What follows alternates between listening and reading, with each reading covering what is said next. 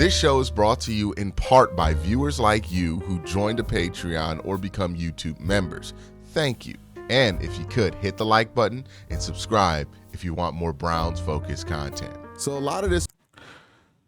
again, when I do mock drafts, I try not to just pick a player, make it a prediction, and just leave it at that. I think that is not how mock drafts are intended to use. I like to use mock drafts as what they are made for.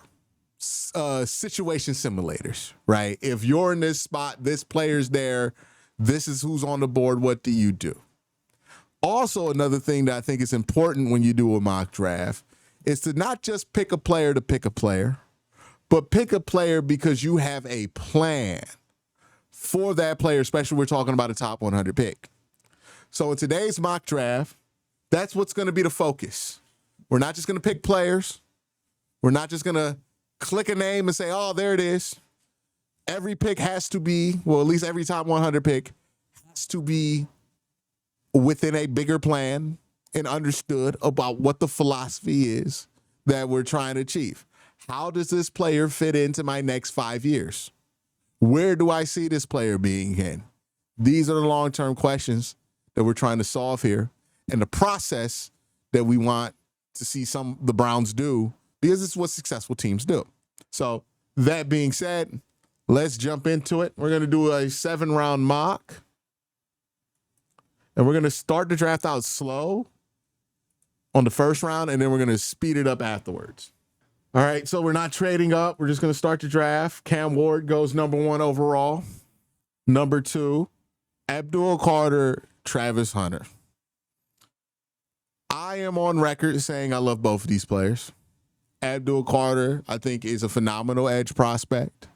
He has great hands, heavy hands, good speed to power, great bend. He's not the biggest, most prototypically built guy, right? When you look at Abdul Carter, he doesn't have the broad shoulders that Micah Parsons has, right, to fill out his frame. He doesn't have the giant upper body that you would want. He's not 6'6". He's not 270, right? And if you get caught up on these aesthetic details about Abdul Carter, you can miss the fine point about him as a player, which is he's super young. He's even younger than Travis Hunter. He's a really good edge rusher. He's only had his hand in the dirt 1 year, and he's as polished as there is in this class with hand fighting, with ripping, with he has different pass rush moves to his arsenal. He's polished. He's not some raw prospect, right, like an Odafe Owe that you're just asking to shoot out a cannon and figure out how to play football. Abdul Carter knows how to play football at a very high level. And I think that means that he has a high floor as a prospect and a high ceiling as a prospect. And when you have both a high floor and a high ceiling, that makes you worthy of the number 2 overall pick. And that's why I wouldn't be upset if the Browns went that way. And then there's Travis Hunter. Travis Hunter is the most unique prospect in this draft class. And if we're just measuring players on their likelihood to be replicated in other draft classes, guys who have the same skill set of them, Travis Hunter is one of one. And here's where I come out on this. I can understand the vision for Abdul Carter, but if you think Travis Hunter can play both sides in the NFL, he's a no-brainer number 1 overall pick to me. And if you can get the no-brainer number 1 overall pick with the second pick in the draft, well, then I'm very happy about that. Why do I think that is the case? Well, let's just walk through Travis Hunter as a prospect. Now, I'm going to do a film breakdown on Travis later this week so I can put some video to what I've been saying about him. But when it comes to Travis Hunter as a corner, these zone instincts are incredible. And here's what I mean with zone instincts, right? Let me try to use a piece of paper as an example here, right? Let's say somebody runs a corner route, right? So we got the corner route here on paper. Somebody runs the corner route. Travis is playing here, right? He's the flat defender.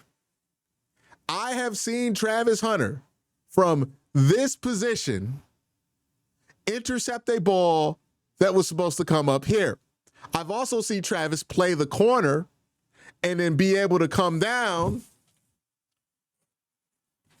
and intercept the out. What is special about Travis Hunter is that if you put him in zone coverage, he legitimately has on tape, he can get interceptions and he can defend both of these routes in zone. That's not normal. That is so abnormal and so talented that you have to consider that. And that's just as a defensive back. Travis, I think, will get better with hand fighting the more he plays in the NFL. If he bulks up to 205, I think he's got nothing to worry about strength-wise. The ball skills are incredible. The athleticism is incredible. The leaps, the 50-50 ball ability. I mean, I couldn't imagine wanting to throw a 50-50 ball up as a quarterback playing against Travis Hunter. I couldn't imagine feeling comfortable throwing a 50-50 ball up with him in coverage, as good as his ball skills are. He's a phenomenal quarter prospect. Then we talk about what Travis is as a wide receiver. And admittedly, Travis Hunter is raw as a wide receiver, much more raw than he is as a DB. It seems obvious when you watch Travis that he's been pushed to play defensive back most of his career. As a wide receiver, he's not as polished. His routes aren't as smooth as you would want them to be, but there's no reason to believe that his routes can't get very smooth. He has the quickness of an elite route runner. He has the start and stop ability of an elite route runner. And he has good feet. He has quick feet. All of these things demonstrate that if he just spends more time running routes, which he did not get to do a ton. Well, he ran a ton of routes at Colorado, but he didn't get time to refine his game as a wide receiver at Colorado. He could be a very special wide receiver. And if he could be special on third down on the offensive side of the ball and special third down on the defensive side of the ball, that is the most valuable non-quarterback that you can ever get. And that's a no-brainer number one overall pick. It seems clear to me that the Browns buy in to Travis Hunter, the two-way player. If I thought the Browns only bought in to Travis Hunter, the wide receiver, or Travis Hunter, the quarterback, I'd be more, not quarterback. I wish, right? I wish I could speak this way about a quarterback in this class. But if the Browns feel this way about Travis Hunter, the wide receiver and the corner, the two-way player, then you have to take him at 2. It's a no-brainer. This is a number one overall pick, quality, caliber hit, potentially, with Travis Hunter. Travis Hunter could be generational. Travis Hunter can change the way that we view prospects going forward. Travis Hunter can change the way that we play football.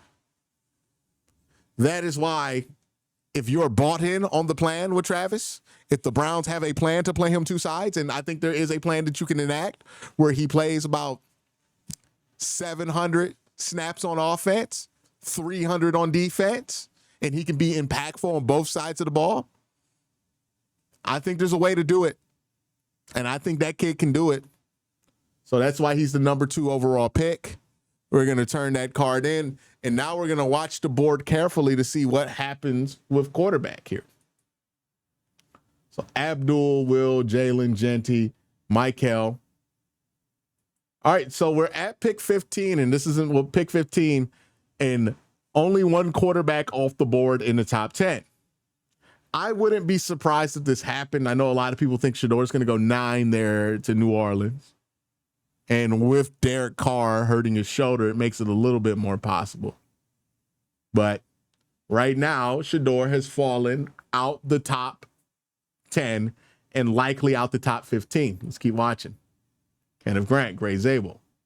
Shador Sanders went 18th to the Seahawks. That's not the craziest thing I've heard of. So Shador's off the board here, right? Now we're sitting here 21 with Pittsburgh. What happens here? They go Jackson Dart. Okay. So Jahdae Barron, Trey Amos. All right. Maxwell Harrison. Let's see where Kansas City goes. All right, pause. They went Tyler Booker. All right. Now we get to the second big conversation about the draft here. How much do we want to commit time-wise to pick 33?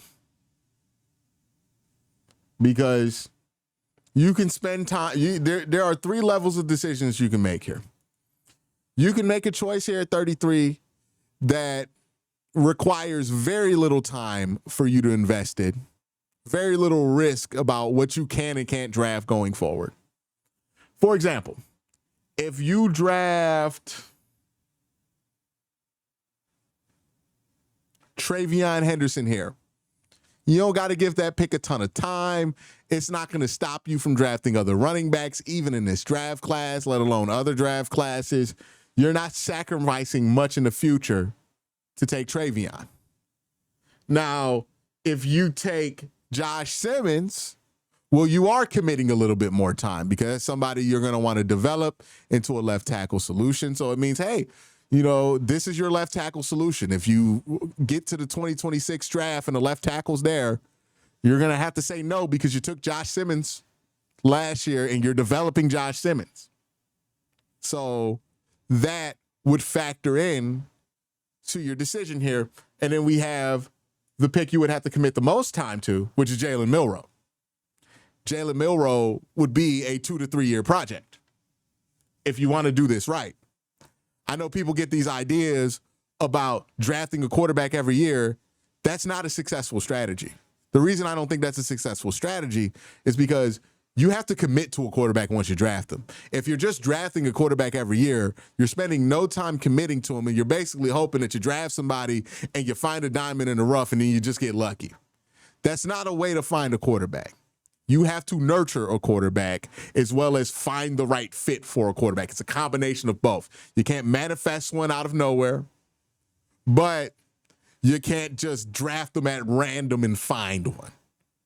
It's got to be a match of who do you want to commit to, and are you okay committing to that guy, and you think it's going to work out in your system. Jalen Milroe, you would spend 2-3 years committing to him. Is that something you're willing to do?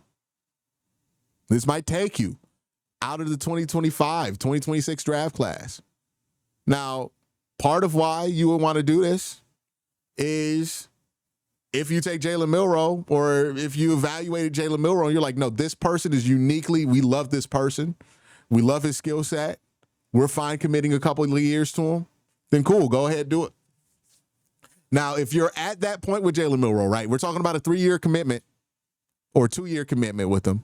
It's not going to change whether you take him at 33 or 32. And I'm going to be honest with you, it wouldn't change even if you took him at 67. So if you like Jalen Milroe and you want to take him at 33, I think it makes the most sense in the world to just get the 5th-year option to protect yourself if you do hit. Right? Because if you're talking about sitting him for a year and then playing him, you're talking about by the end of year 3 knowing if Jalen Milroe is going to be a franchise quarterback or not. And then by then, you would have to already extend him. If you give yourself that 5th-year option, you give yourself more time to figure it out. So to get 32, I don't think it would be very difficult. This would be a pretty mutual swap. We'll give him Seattle 7th next year.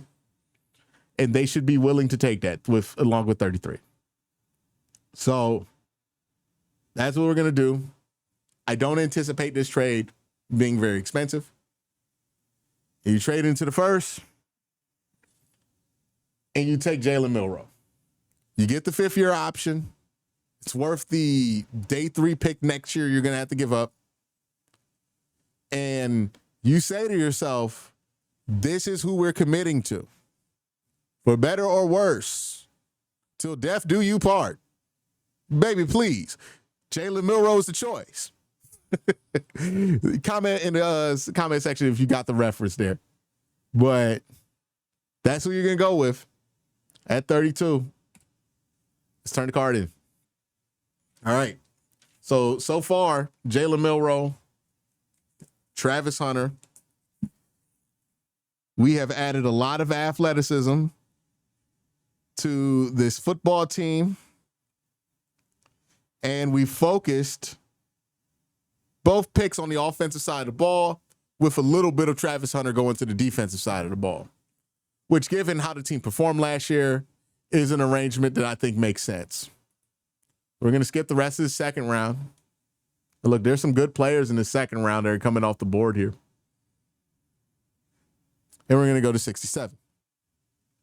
Now, there's a number of ways you can go about pick 67. We're not going to do quarterback. Running back, Caleb Johnson is there.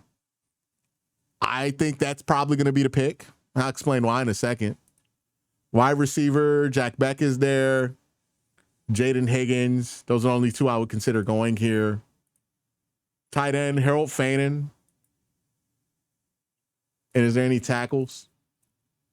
Ezri, Connor Williams.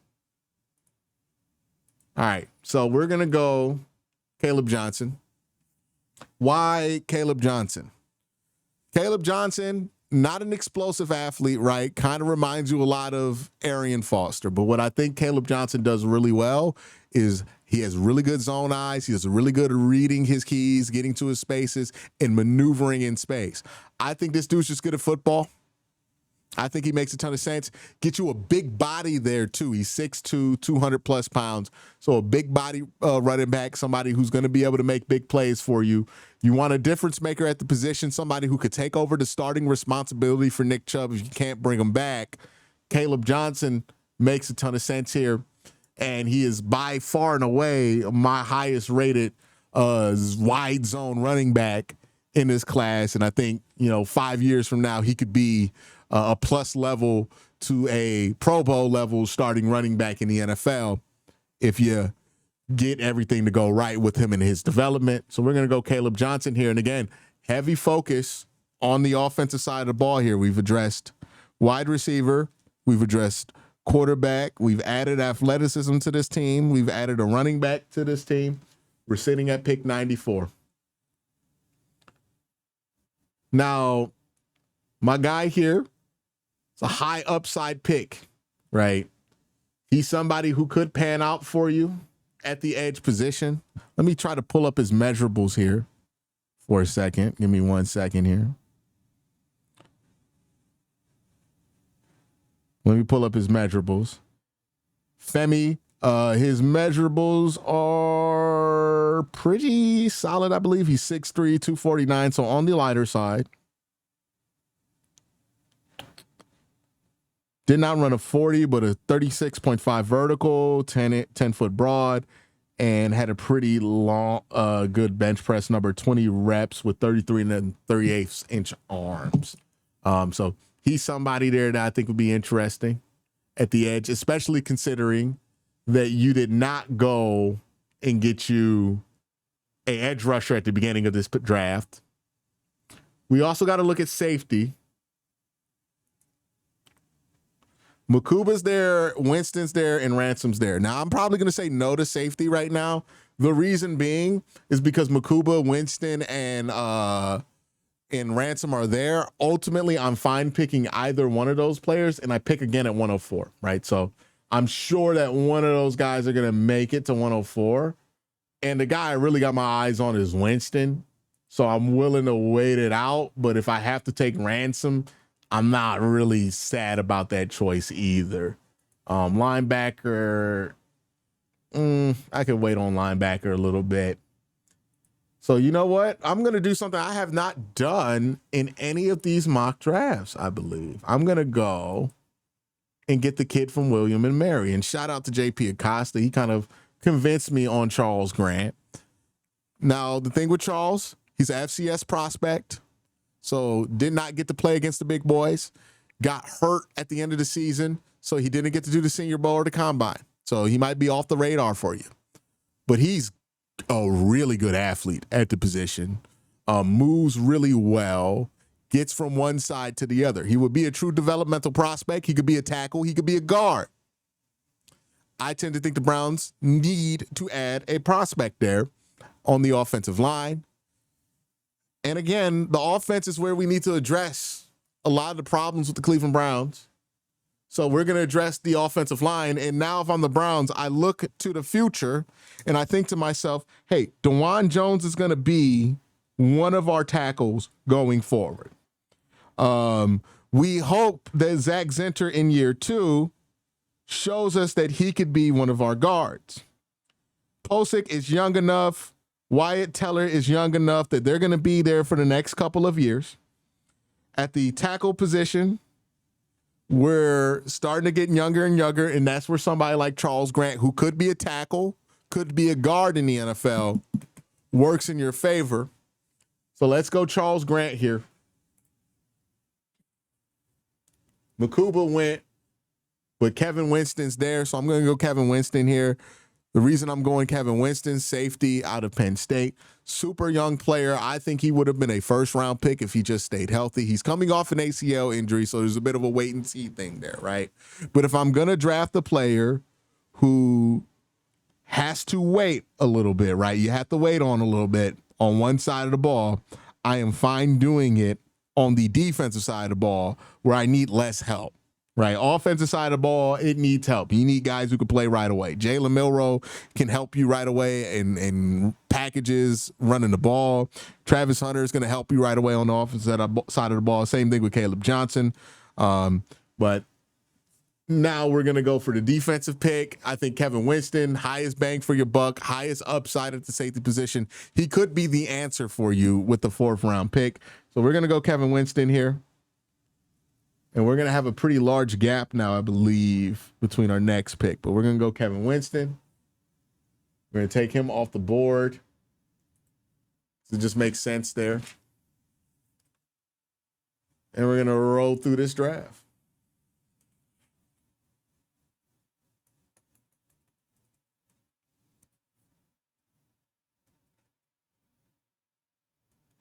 All right, so now we're at pick 179.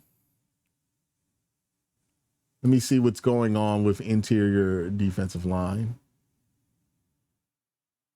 Not much. Seems like that position got raided. What about tight end? Probably go Jalen Conyers. That makes the most sense.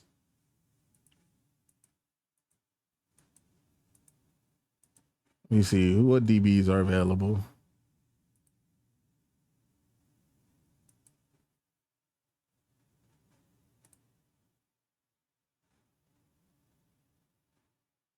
And we're going to get a tight end here.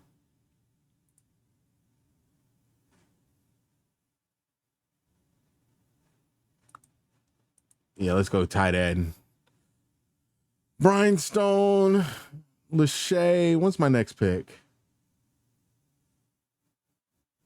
Let me see what's there at running back.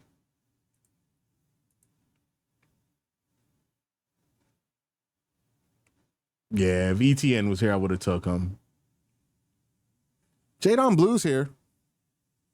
Let's take Jadon Blue. Yeah, and then we could get Lachey with the next pick.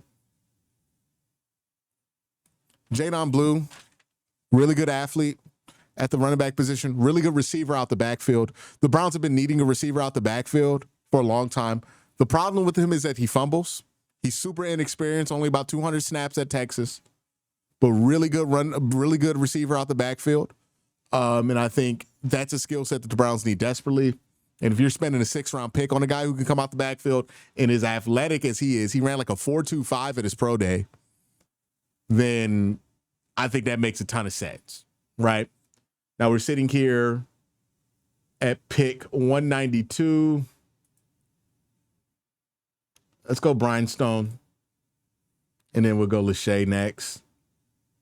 Just get you some bodies in that tight end room. We're going to be running a lot of heavy personnels this year, or more heavy personnels this year than last year. So let's get some bodies in there that can handle that. Let's get Lachey here. And then the last pick here, let's see. Not a ton of defensive players drafted in this mock, which was not my intention, but is how the board fell.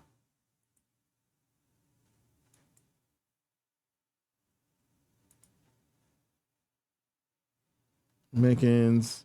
I already took another running back, right? Yeah, I took a running back already. Did I? Yeah, I took Jadon Blue, which I'm very happy with. All right, so I already took the experimental tackle. So I don't need to go Carson Vincent here. Let me look at Quay's measurables real quick. See if Quay makes sense for me. Or is it Q? It's Q Robinson, not Quay.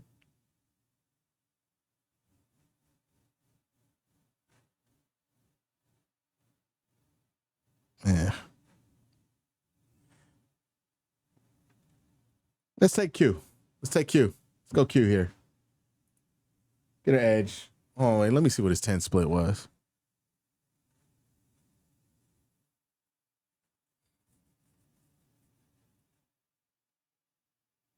What's up with dudes not running the 40s when they're like day 4 picks? Did he just not get invited to the combine? I don't know. I got to look up his pro day stuff. Yeah, let's take Q here. I'm fine with it.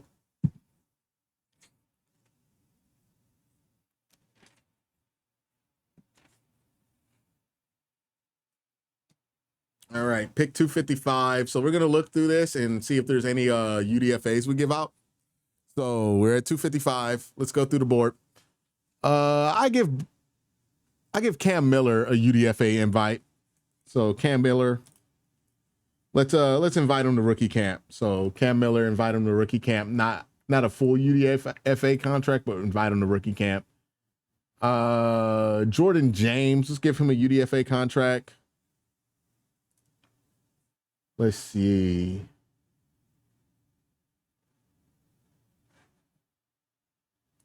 Maybe LaQuint Allen, but this is too many bodies at that point. Jimmy Horn. Let's give Wester a UDFA. Let's go get Wester a UDFA contract too. Let's get in the fight for him. All right, so we got our UDFAs out. We got our running backs.